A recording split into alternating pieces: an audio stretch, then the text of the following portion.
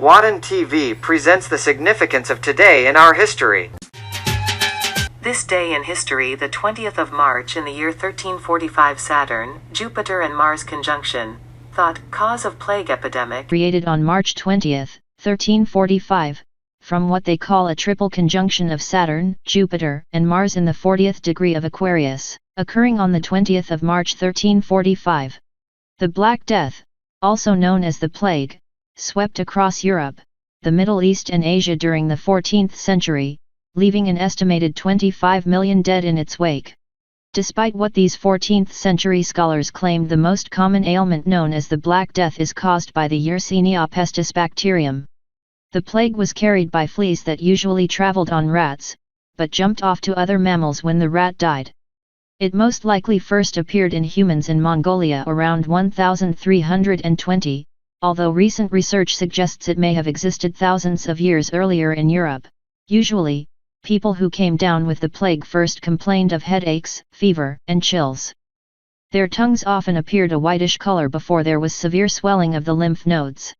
Finally, black and purple spots appeared on the skin of the afflicted. Death could follow within a week. Later, a pneumonic form of the plague developed that was less common but killed 95% of the people who contracted it. After the nomadic tribes of Mongolia were devastated by the plague, it moved south and east to China and India. Wherever it went, the death toll was high. It is thought that the disease made its way to Europe in 1346. In one famous incident, the Tatars, a group of Turks, were battling Italians from Genoa in the Middle East when the Tatars were suddenly struck down by the plague. Reportedly, they began catapulting dead bodies over the Genoans' walls toward their enemy, who fled back to Italy with the disease.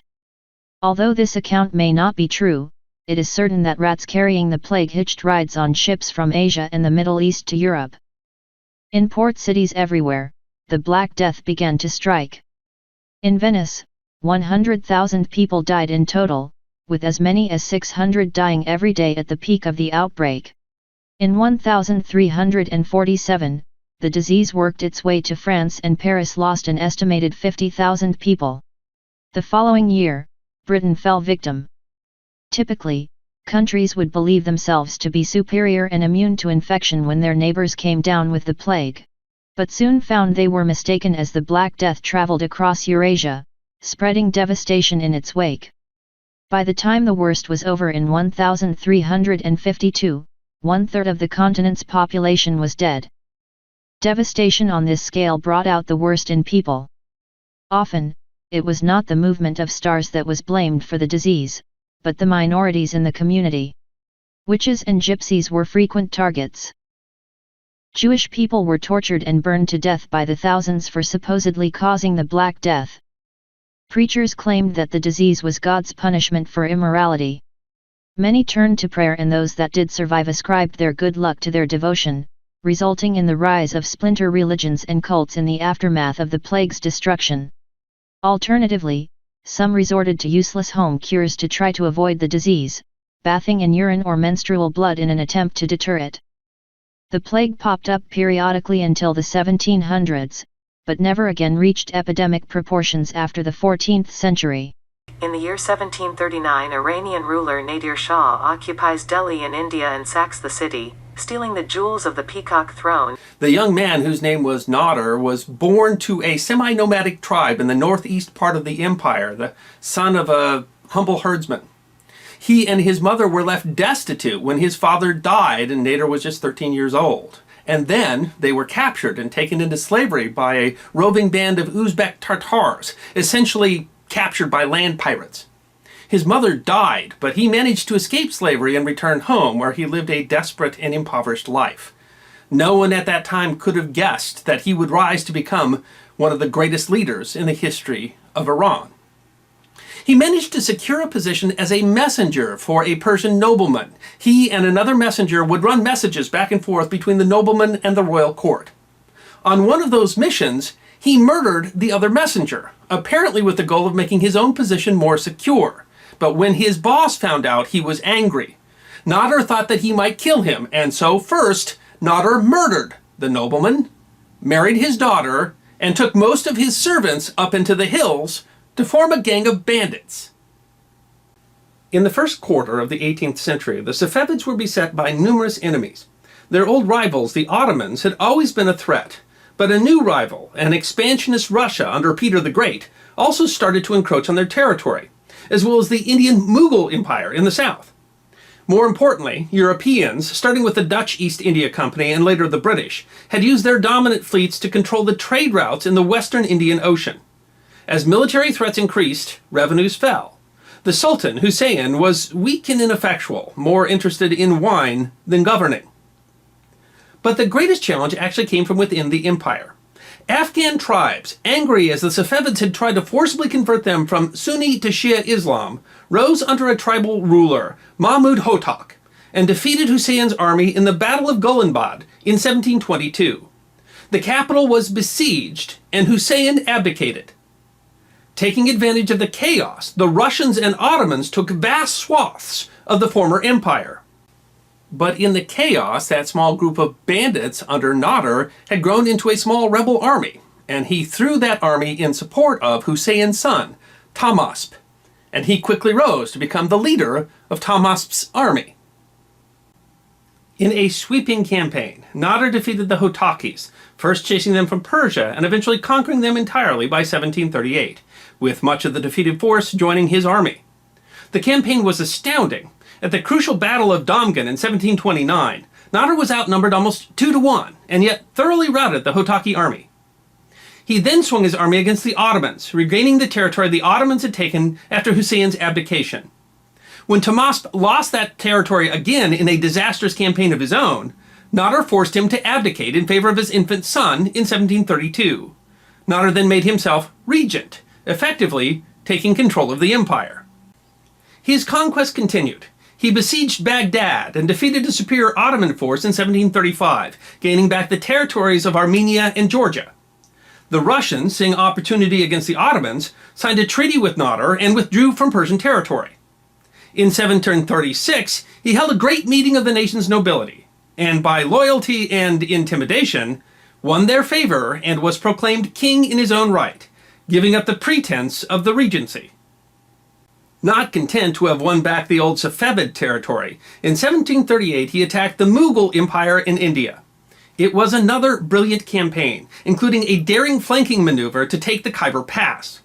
He won a spectacular victory over a massive Mughal army at the Battle of Karnal in 1739, a battle where he was outnumbered nearly 6-1, and where he captured the Mughal ruler, Muhammad Shah. His troops ransacked the Mughal capital of Delhi, killing as many as 30,000 people before Muhammad Shah bribed him with the keys to the Mughal treasury. The magnificent treasure was said to be worth as much as 700 million Mughal rupees, the equivalent of about 85.5 million English pounds at the time, including the famed Peacock Throne, the symbol of the Mughal power, and two of the world's most famous jewels, the Koh-i-Noor and the Darya-i-Noor diamonds. The baggage train to carry the loot stretched for over 100 miles. His army stripped India of nearly all their mules, donkeys, camels, and elephants to carry it all. With the massive haul, he was able to give his empire a 3-year break from taxes and fund further campaigns. Nadir Shah continued his military campaigns. He built a navy and conquered the Arab lands of Oman and Bahrain. But he grew increasingly ill-tempered and paranoid in his old age. He had his own son blinded after accusing him of being complicit in an assassination attempt. In 1747, a group of his officers, afraid that he was planning to have them executed, plotted his assassination. He was attacked in his tent and killed by his own captain of the guard. His empire did not last. While he was a brilliant military commander, his 11-year rule did no good for the economy, which struggled under the cost of all his military campaigns. And partly owing to his paranoia, he never established a clear line of succession, and so his empire fell into civil war after his death. There are persistent rumors of something called the lost treasure of Nadir Shah. These work from the legend that Nadir Shah was killed by his generals on the way back from the India campaign, and that the great treasure of the Mughals was taken by one of those generals and hidden in caves in Afghanistan before he himself died. Several famous treasure hunters have gone seeking the treasure, and there are even rumors that today the Taliban are searching for that treasure in Afghanistan. But the legend doesn't make sense. Nadir Shah was known to live 8 years after the India campaign, and the disposition of the Mughal treasure is well known. The famous 183-carat pale pink Darya-il-Nur diamond, for example, is still part of the Iranian crown jewels. One impact of his campaigns was that his attack on the Mughals demonstrated the weakness of that empire, and that prompted the British East India Company to move to fill the vacuum, and thus contributed to the British domination of India. Nadir Shah was once a penniless peasant, but he became the greatest military commander of his era. He was great not just because he had a brilliant tactical mind, but because he had a superior understanding of combined arms and of the importance of gunpowder. He reorganized his army around infantry units armed with muskets and modern artillery, breaking from the Middle Eastern tradition of depending largely upon cavalry. And that allowed him to win a string of victories, often against superior numbers. The empire that he conquered was more than 500,000 square miles larger than the Safavid dynasty that he replaced, and in fact was second only to the Achaemenid Empire of Cyrus the Great in Persian history. At one point, he commanded an army of 375,000 fighting men. It was the largest army in the world at the time. Nadir Shah is most often compared to Napoleon because of his brilliant military victories. But Nadir Shah's empire that he conquered was more than twice the size of the French Empire under Napoleon. And so it might be more proper to say that instead of Nadir Shah being Persia's Napoleon, that Napoleon Bonaparte was France's Nadir Shah. In the year 1800, Alessandro Volta reports his discovery of the electric battery in a letter to Joseph Banks, president of the Royal Society of London.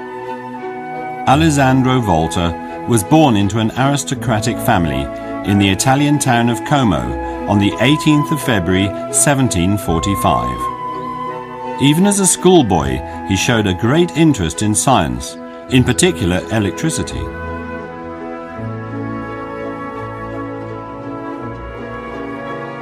At this time, while the phenomenon of electricity as such was familiar, not much was known about its origins.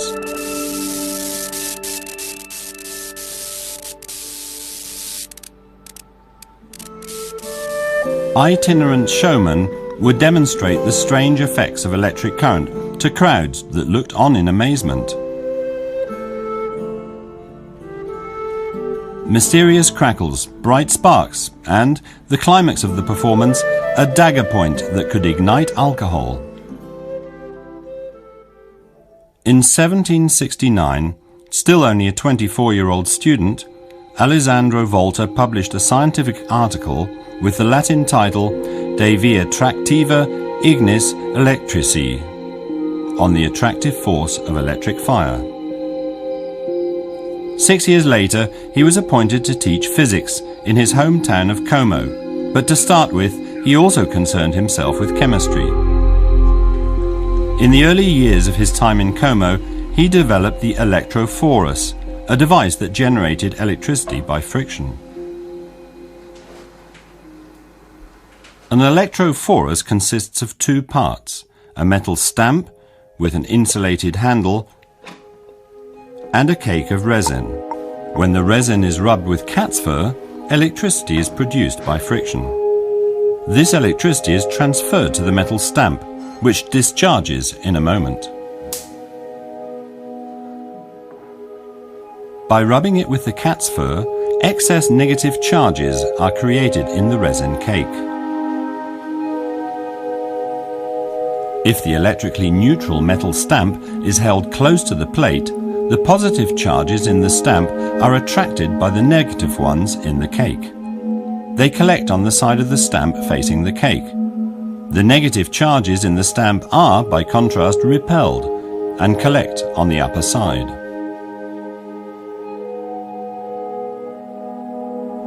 If this side is grounded, the negative charges are drained away. This means that the metal stamp is now deficient in negative charges. If it is removed from the cake, it is positively charged. If, however, a grounded rod is brought close to the plate, there is a flow of electric current. A spark flies, restoring the balance of charges. This disparity in charge is known as a potential difference, and the more the cake and the metal stamp are separated, the higher it is. The easiest way to imagine potential difference is by analogy with a water pipe. Here, the potential difference corresponds to the pressure of the water in the pipe. The pressure may be high even if no water is flowing. This is the case when the tap is turned off. The same is true of potential difference. It may be high even if there is no electricity flowing, no current, in other words.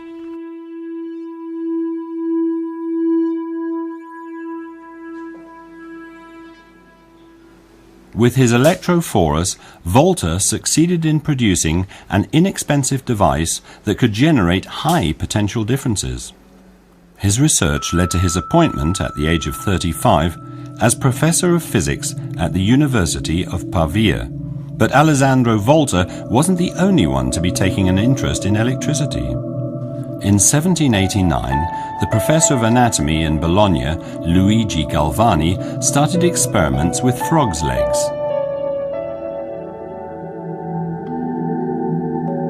He made a surprising observation. If he touched the nerve fibers of amputated legs with two different metals, the muscles would suddenly twitch.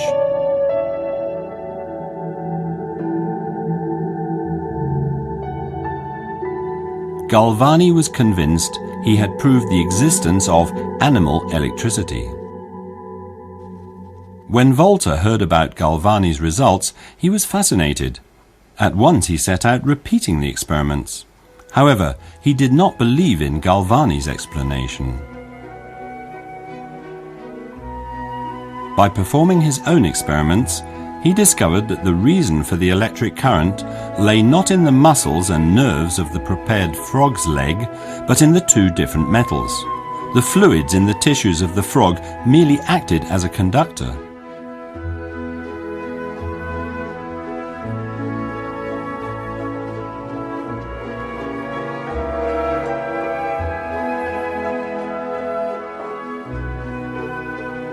Volta showed that as long as you have a conductive liquid such as brine, all you needed was two different metals in order to demonstrate an electric effect.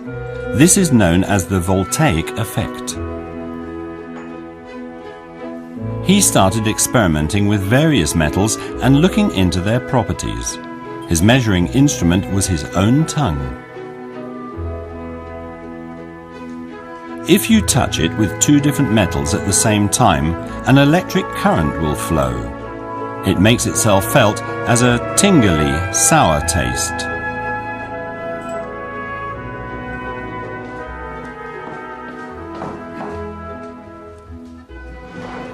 Painstakingly, Volta tested every possible combination of metals.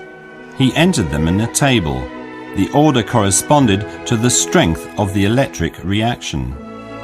However, he didn't only investigate metals like zinc, tin, lead, iron, copper, platinum, gold, silver and mercury, which he called conductors of the first class. He also discovered that liquids and bodily fluids were conductors too. These he called conductors of the second class. His results meant that his long-lasting dispute with Galvani was finally settled in his favour, and the upshot was an invention that made him world famous. For in his experiments, he had realised that the electrical effect could be substantially increased by introducing an acid between the different metals. He constructed a device which made him famous, the Voltaic Pile. Volta constructed a column consisting of copper coins alternating with plates of zinc. The metals were separated by leather discs soaked in brine. When he connected the two ends of the Voltaic pile with a wire and his hand, electric current flowed. Volta had invented the first battery.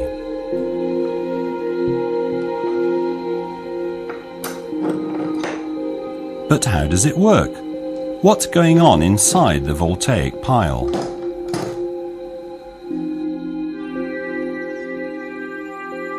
A battery converts chemical energy into electrical energy. There are two chambers separated by a porous membrane. In one chamber is a zinc electrode, in the other a copper electrode.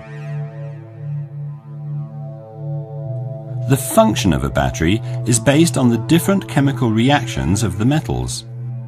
The zinc electrode gives off positive ions to the solution. The resulting deficiency means it is now negatively charged. Something similar happens in the copper cell, but on a much smaller scale. This is because copper has a much smaller tendency to give off positive ions than zinc. We say that it is less oxidative. This also means that the negative charge is much less than on the zinc electrode. If the electrodes are now connected by a metal wire, the surplus negative charges, or electrons, now flow along the wire from the zinc electrode to the copper electrode. This does not last long though, because sooner or later the chemical processes in the battery stop. Even so, the Voltaic pile was the first device which created an electric current for any length of time. It was a crucial step in the further investigation of electricity. After almost 10 years of tireless research, Alessandro Volta finally reached his goal.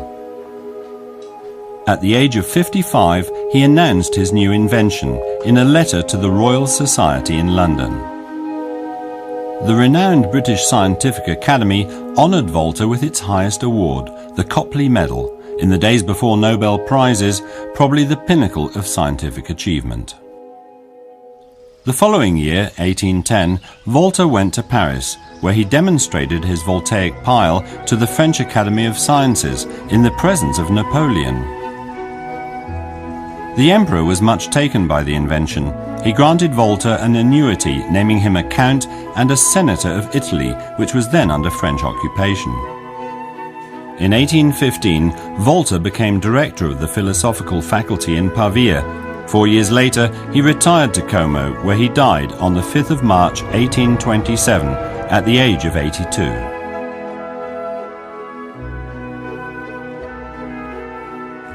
More than 50 years later, from August to November 1881, the Palais de l'Industrie in Paris played host to the first International Electrical Congress. Numerous technical innovations were presented, such as Siemens' electric tram and Edison's electric lighting system using incandescent bulbs. But the main purpose of the participants was to standardize electrical units. Volta was honored by having a physical unit named after him. The International Electrical Congress chose the name Volt for the unit of electric potential difference, or electromotive force, and it is still valid today.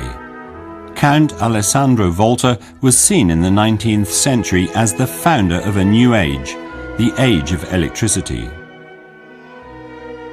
Today, there are all sorts of different batteries, but one thing has not changed since Volta's day. Sooner or later, they're exhausted. They run flat, and no more current is produced. They then have to be exchanged.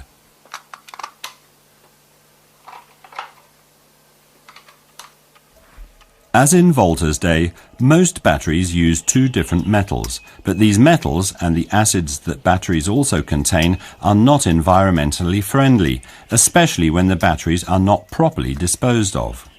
That's why the search is on for new combinations. Investigations are going on into high-performance batteries that use natural organic compounds, which are biodegradable after use. For years, science and industry have been working on the development of new batteries with a higher energy density and which are absolutely leak-proof.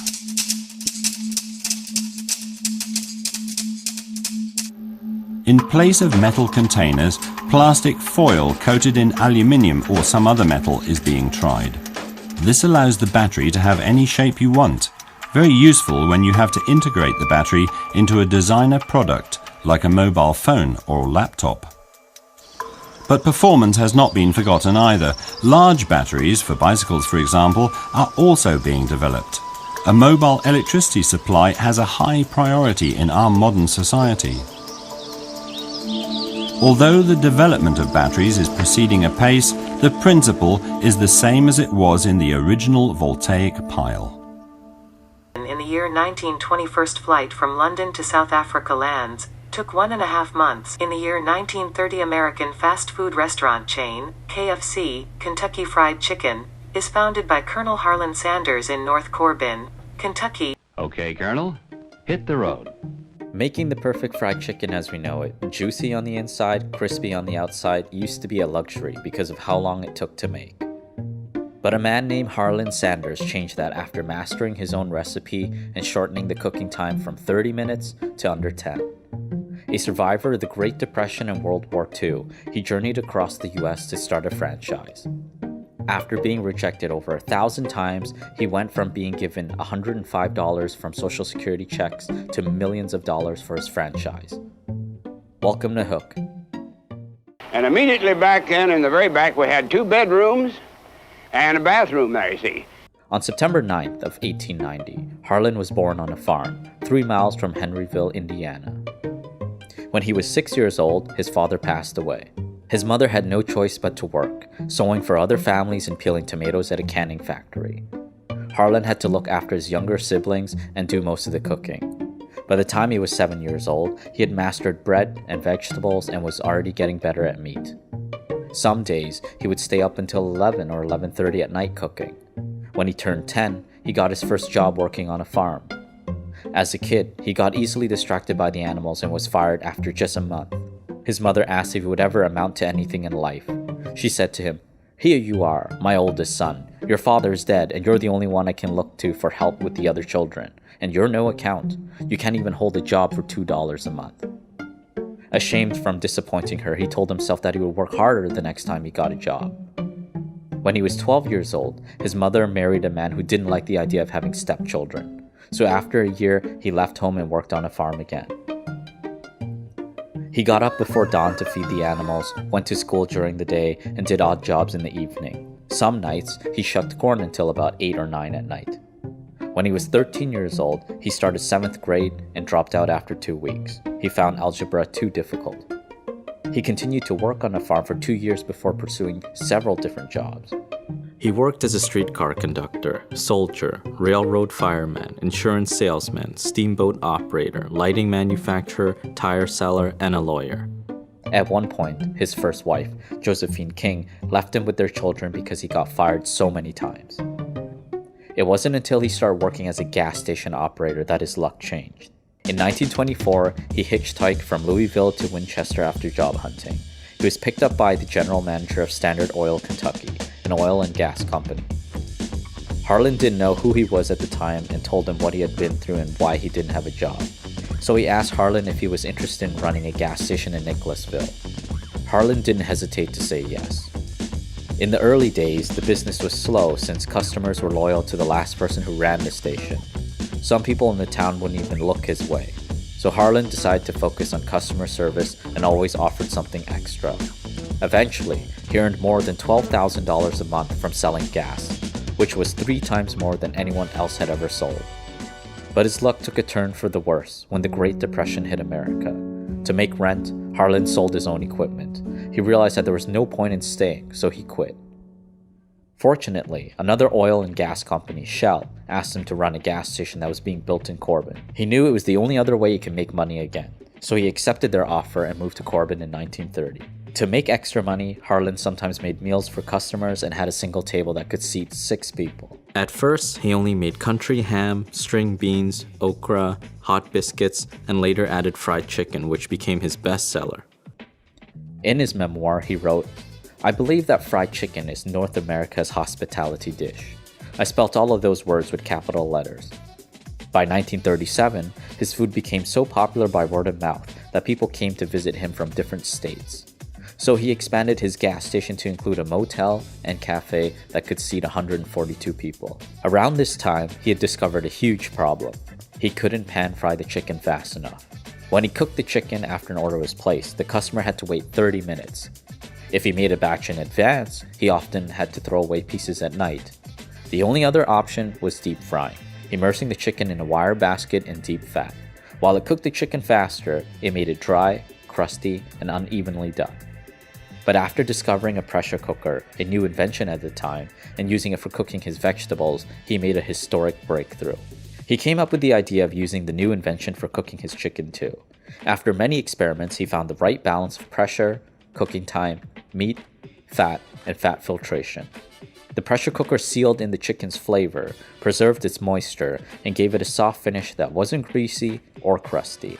It cut down the cooking time to 8 or 9 minutes. At the time, he was still refining the seasoning. He started with pepper and salt and ended up making several different kinds. Then one day, he got an order for 500 fried chicken meals. Since they weren't for his regular customers, he decided to try a new seasoning. It turned out to be the best fried chicken he had ever had in his life, so he stuck with it and called it his secret blend of 11 herbs and spices. Not long after, his restaurant was listed in the book Adventures in Good Eating, a Duncan Hines book, Good Eating Places Along the Highways of America. But in 1939, his luck took a turn for the worse again. After building a second motel and cafe in Asheville, his first one in Corbin burnt down on Thanksgiving. By the time it was rebuilt, there weren't any more tourists or vacationers around because of World War II. So he sold his Asheville location and started working for other restaurants and cafeterias. When the war was over, Harlan started another restaurant in Georgetown and allowed a former colleague to run it.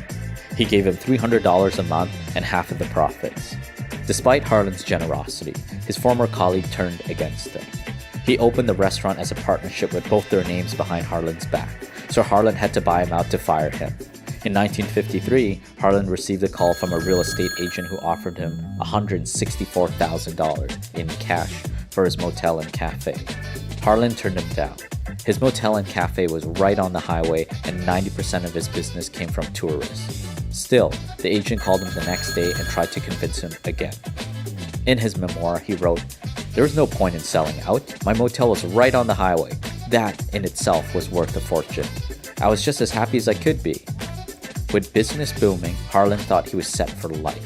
But 6 months later, he regretted his decision not to sell. A highway junction in front moved to another site and cut down the flow of traffic. Afterwards, it was announced that a new interstate highway would bypass it altogether. Harlan was convinced that his business was doomed. So in 1956, he auctioned it off for $75,000, less than half of what the real estate agent offered him. At 66 years old, he had to live off his savings and Social Security checks of $105 a month. But he had a new business idea, a fried chicken franchise called Kentucky Fried Chicken. In fact, he already had some lined up. Years before, Harlan taught his good friend Pete Herman how to cook his chicken. When Pete served it in his restaurant, business went up by 75%. So Harlan lined up a few more franchises, all before the highway change. When he decided to pursue this path, he put a couple pressure cookers and a bag of seasoning in his car and hit the road. If he came across a decent-looking restaurant, he would beg the owner to let him cook his chicken for the employees. If they were impressed, he offered to stay for a couple of days and cook for the restaurant, hoping that it would lead to another franchise opportunity. To cover his travel expenses, he would get free meals from his friends and slept in the back seat of his car. In his memoir, he wrote, "Looking back, it seems now that one of the most courageous things I ever did was to start out in my car with a pressure cooker to sell my first Kentucky Fried Chicken franchise.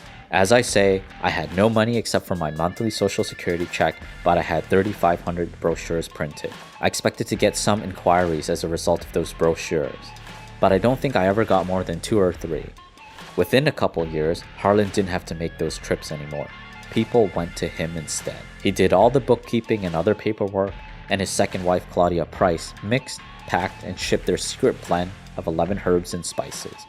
Harlan didn't share the recipe with his franchises because he was scared it would fall into the hands of competitors. By 1963, there were over 600 KFC franchises in the US and Canada. Finally, he was financially secure, but he worried about what would become of his company after his death. Over the years, several people asked to buy his company, including a 29-year-old lawyer named John Brown. John's grandfather was a farmer who taught him the same work ethic that Harlan learned 2 generations earlier. He met Harlan in 1963 when he was asked to become his full-time attorney. After he had said no, the two ended up talking about Harlan's favorite topic, fried chicken. John was amazed to learn that Harlan had hundreds of franchises around the US and Canada. In an interview, John shared, "When I heard that, I imagined that he had salesmen everywhere. I said, 'Well, Colonel, how many salesmen do you have out in the field?' And he said, 'Oh, we don't solicit. We don't believe in solicitation.' He started to think about what would happen if they were more aggressive with sales. But before they parted, he agreed to take over a barbecue franchise that Harlan was planning to build instead. He raised the money he needed from a millionaire named Jack Macy and started learning about the barbecue business. He discovered that barbecue only had a regional appeal and that the real money was in fried chicken, so he and Jack decided to buy Harlan's company. In 1963, they made their first offer. Harlan said a sale was out of the question. They argued that Harlan should enjoy his life now, and that if he died before selling his franchise, most of his estate would go towards taxes. They offered Harlan $2 million, which would have been over $15 million today. They also promised to maintain quality and treat his franchises fairly. To Harlan, their proposal made sense, but somehow didn't feel right. It felt like a father selling his child. He took his time to think about it while John continued to try and convince him. On January 6 of 1964, Harlan finally gave in and sold his company. He was 73 years old at the time. Looking back on his journey, he shared, "Every failure is a stepping stone to something better. I was rejected 1,009 times before selling my first franchise and then my company for $2 million. So many other people have strived through adversity that it will embarrass you." In the year 1977, Premier Indira Gandhi loses election in India. The victory of the Janata Party in the 1977 general election amounts to a political revolution for India. The Congress Party was swept from office by a massive wave of popular indignation against Mrs. Gandhi's autocratic rule. The new government, led by 81-year-old Morarji Desai, is a coalition of 4 parties covering a broad spectrum of political views, and maintaining its unity will not be easy. But when you say they are anti-people, I can't say that they are anti-people as such. Their measures became anti-people. No party in a democracy can be anti-people. Otherwise it has no right to exist. Therefore there is no question of my seeing to it that such parties do not exist in this country. I am not going to put any embargo on any party as long as it is not violent. My visit is not to Europe but to London. That's also not democratic.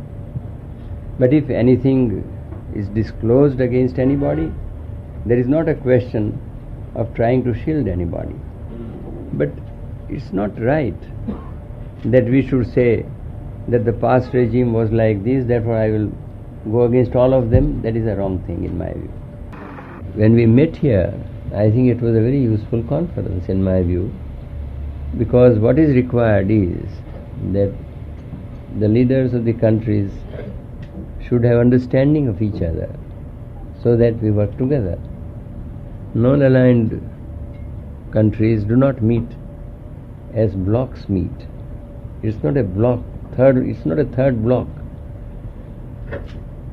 but it is an association of all countries who want to remain non-aligned. And it so happens that they are all of them underdeveloped. That also is a fact. And there also we can help mutually each other and be helpful also to the developed nations in some ways, as the developed nations also can be of help to us. We do not want to separate ourselves from others. We must have cooperation with everybody, and that is the direction in which the non-aligned countries are working. And